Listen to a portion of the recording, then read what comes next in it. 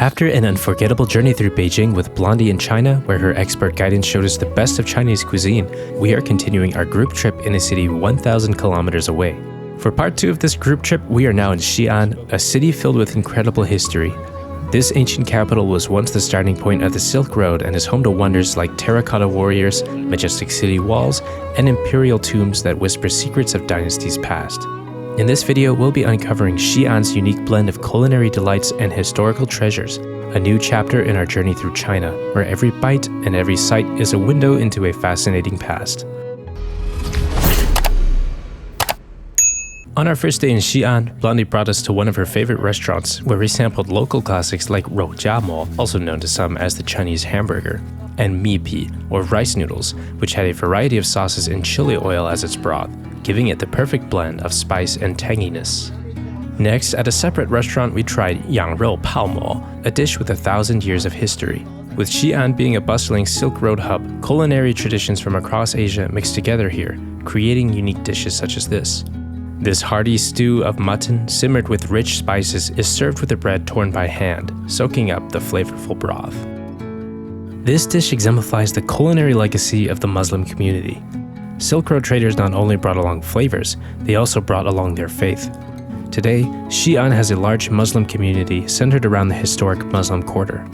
Early Muslim merchants settled in this region along the Silk Road, and over the centuries, their descendants became fully integrated into Chinese society as they intermarried with local Han Chinese people and other ethnic groups, leading to the unique cultural and religious identity of the Hui people. Currently, we are walking through the Muslim quarter, a place where the past and present merge seamlessly. As we wander through these lively streets lined with food stalls and traditional shops, we see a community that preserves its unique heritage while contributing to the mosaic of modern Chinese society.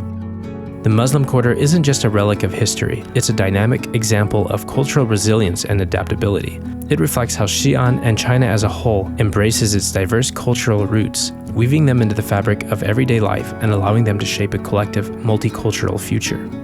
Later on in the video, we'll return to the Muslim Quarter, where we'll visit the great Mosque of Xi'an and try some delicious street foods. But first, we'll be visiting, or I should say, cycling, on what might be Xi'an's second most well-known attraction, the Xi'an City Wall. Built nearly 650 years ago, this old city wall is one of the best preserved historical landmarks in China. The wall was constructed for military defense, designed to withstand attacks by enemy forces. The wall forms a large rectangular loop around the city center. It is about 12 meters high, 12 to 14 meters wide at the top, and the entire circumference is approximately 13.7 kilometers or about 8.5 miles. The top of the wall has been developed into a pathway that allows visitors to walk, cycle, or ride electric carts along its length. This offers a unique vantage point to view the city from all sides, blending views of ancient structures with modern urban landscapes. Exploring the old city wall of Xi'an is not just a recreational activity, but a journey through time, offering insights into the city's past and present within the span of only a few kilometers. From the heights of Xi'an's ancient city wall, our journey through history deepens as we transition to the ground once walked by emperors. Beneath these lands lie treasures not of gold or jewels, but of stone and earth, ancient tombs that tell stories of a bygone era. Our first stop is the Hanyangling Mausoleum, the peaceful resting place of the Emperor Jingdi, who ruled China from 157 to 141 BC. Inside, we find an array of miniature clay figurines, each about 20 to 30 centimeters tall, delicately crafted to represent the diverse roles within the Han court: officials, eunuchs, servants, and musicians, each detailed to depict the activities they once performed. Accompanying these figures are models of domestic animals and agricultural tools, showcasing the era's reliance on farming and animal husbandry. These artifacts are displayed in the innovative Hanyangling Museum, where glass floors above the excavation pits allow us to walk directly over the buried treasures, providing a unique, up-close perspective of ancient Chinese culture. This mausoleum not only reflects the sophistication of Han Dynasty burial practices, but also emphasizes the societal values and daily routines of the time, offering us a vivid window into the past. Did he say we don't know what these are called? I have no idea what this is. This is so weird. I saw them selling this on the street. You tried it though, it's sweet? It tastes like a little bit like pear. I don't know. Okay, let me try it. Tastes like apple. Apple? Yeah. And you don't eat the skin, just the inside? I think so. Kind of I don't know. fibrous. I ate everything. Yeah. It's pretty soft. Oh, what the heck? What do you think about it? It's so sweet, isn't it? This looks like a plant that you shouldn't eat, though. I know, it really does. This is why it's throwing me off. Almost tastes like apple, but like sweeter than apple, and also a little bit of a creaminess as well. It's definitely not what you would expect from something that looks like this. So like behind the scenes. Yeah. After a little research, it turns out that these funky looking fruits are actually a type of date, known in Chinese as guaizao, or curvy date. As we walked around the area outside of the Terra Cotta Warriors, we saw people selling these everywhere. Earlier, we had compared them to apples or pears, but now that I know it's a date, I'd say the fruit also tastes quite like a date. Amy did also post a short on these, and you can find the link to it in the description below. After trying our guaizao, we got to see one of the greatest of all time archaeological discoveries in China, the Terra Cotta Warriors. Guarding the tomb of China's first emperor, Qin Shi Huang, these life-size figures were buried over 2,200 years ago to protect him in the afterlife. As of now, archaeologists have unearthed approximately 8,000 Terra Cotta Warriors. This number includes a diverse array of soldiers, chariots, and horses, each with their own distinct faces and characteristics. The site is divided into 3 main pits, each revealing different ranks and formation of the army, demonstrating the extensive and detailed planning that went into the emperor's burial rites. The excavation and restoration process continues, suggesting that more figures may still be discovered as further areas are explored. So today is the final day of the Blondie in China trip, and we are out just looking at a morning market right now. And honestly, I think this might be part of my favorite things about traveling around China, is just getting to see some of the local things rather than some of the touristy things. Amy's bringing us out here so we can try some, looks like they're buying some breads, some bao, and we'll see what else we can get over here. So this is an eggplant baozi before. I've never had eggplant before. Usually in Hong Kong you get it like char siu. It almost tastes like it has like some peppers in it too, like green pepper. It does, like, oops, they just fell out. But you can see those green things in there, those are actually like green peppers. For most of our time in Xi'an, we have been hitting some very touristic attractions. But for our final day, we finally got to go out and enjoy a more local experience. This morning market we came to had so many people from the community selling a wide variety of products, from fresh produce to snacks to cooked food. While in the market, Blondie ordered a dish that was somewhat of a mystery. Unfortunately, none of us had any clue what was in this dish other than it seemed to be made of some type of vegetables. Do you know what this was? Did you hear what these are? She doesn't know what it is either. She doesn't know what it is.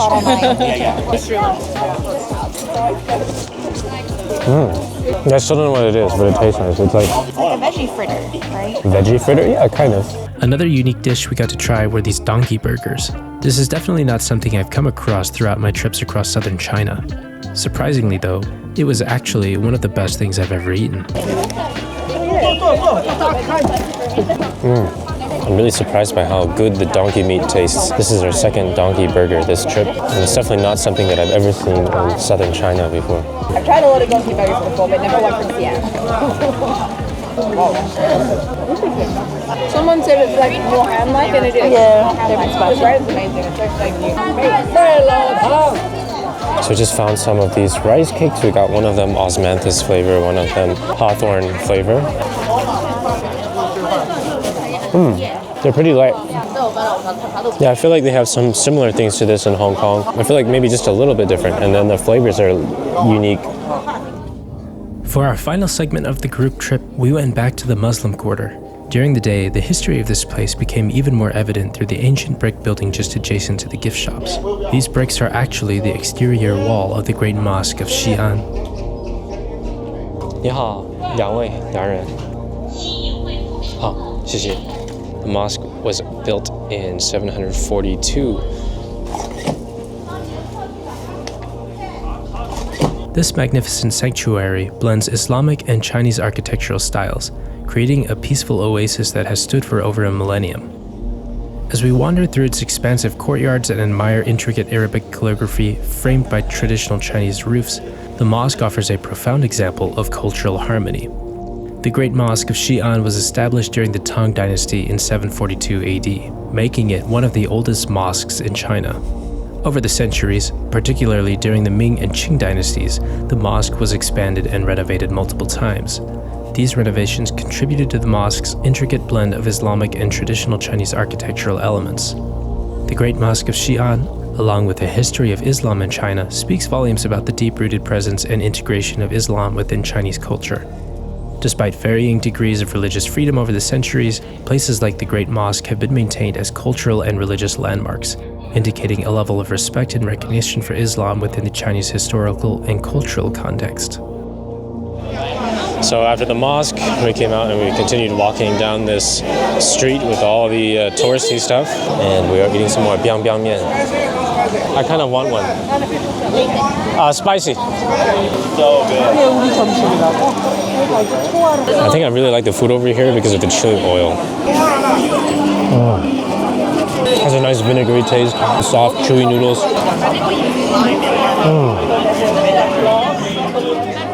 As our journey across Beijing and Xi'an comes to an end, I find myself reflecting on the anticipation that built up over an entire year, leading to these unforgettable moments. Throughout this trip, we've wandered through incredible historic cities, each turn and corner telling its own ancient tale. As I bid farewell to this chapter, I'm not just carrying with me the memories of spectacular sights and sounds, but a profound lesson about the value of connection and understanding in our ever-intersecting world. It's a reminder that while all trips come to an end, the insights and friendships we gain continue to resonate, pushing us forward on new paths and towards new horizons. Anyway, I have so many more incredible adventures across China coming up. If you don't want to miss them, consider subscribing to my channel and turning on the notifications so you don't miss any future uploads. With all that said, I'll see you in the next one.